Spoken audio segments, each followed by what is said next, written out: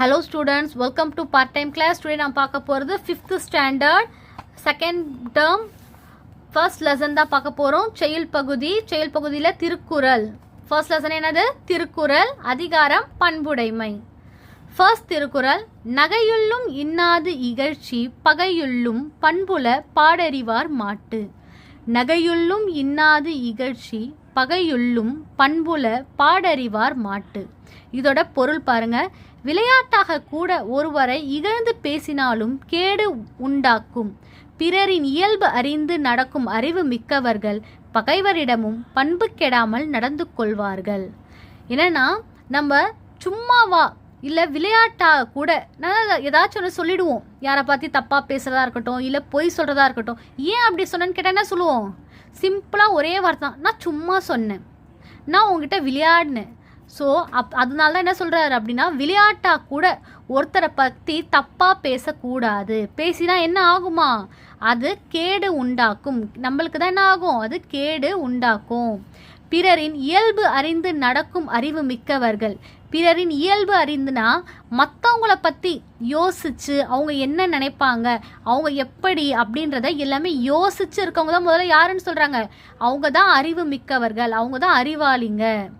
அவங்க எப்படி இருப்பாங்களாம்? பகைவரிடமும் பண்பு கெடாமல் நடந்து கொள்வார்கள். பகைவர்கள்னா எதிரிகள். அவங்களோட எதிரிக கிட்ட கூட என்ன பண்ண மாட்டாங்களாம்?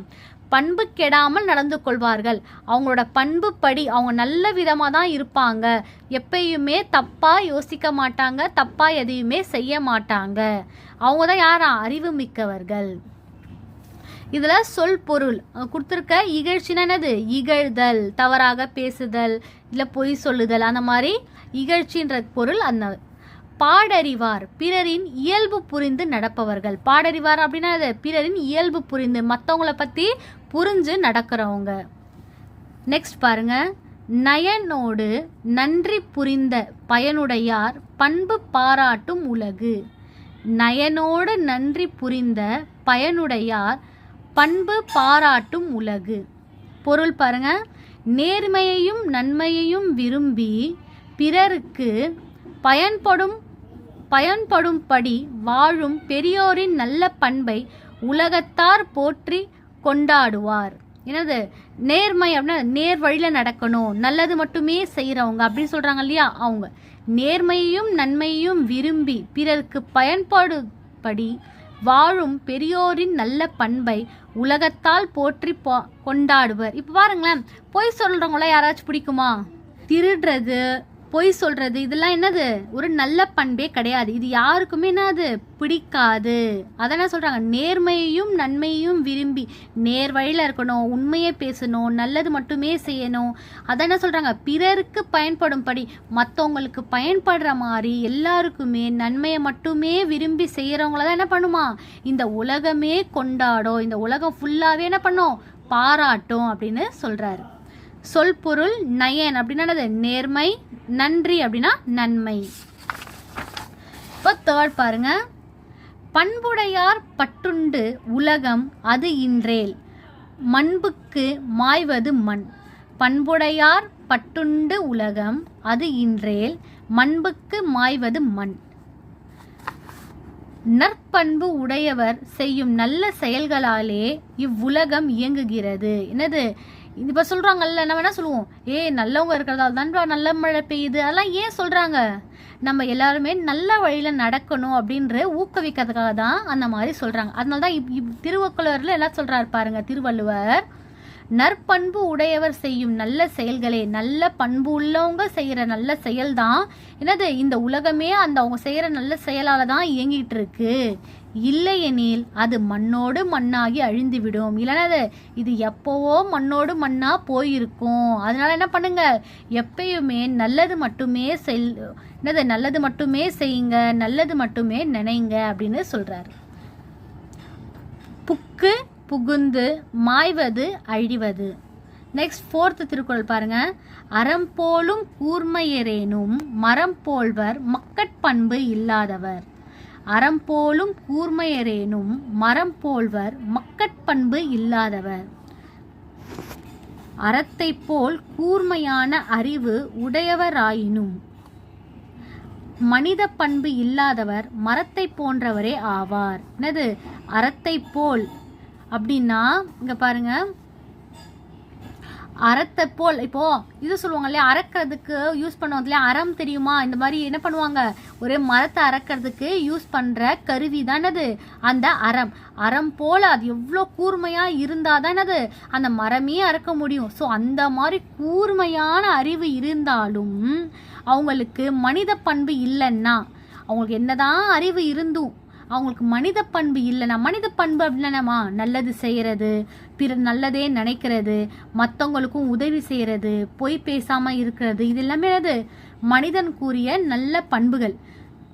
அவங்க என்ன சொல்றாங்க, நீ என்னதான் நல்லா படிச்சு அறிவாளியா இருந்தாலும் உனக்கு மனித பண்பு இல்லை அப்படின்னா நீ என்னவா, நீ ஒரு மரம் மாதிரி, எதுக்குமே யூஸ் ஆகாம ஒரு மரம் மாதிரி தான் இருப்ப அப்படின்னு சொல்றாங்க. மரம் மாதிரி இருப்ப அப்படின்னு சொல்றாங்க. இங்க பாருங்க, பொருள் பாருங்க, அறம் வாளை கூர்மையாக்கும் கருவி, போல்வர் அப்படின்னா போன்றவர். நெக்ஸ்ட் 5th பாருங்க, பண்பு இலான் பெற்ற பெருஞ்செல்வம் நண்பால் களம் தீமையால் திரிந்தற்று. பண்பிலான் பெற்ற பெருஞ்செல்வம் நண்பால் களம் தீமையால் திரிந்து தற்று.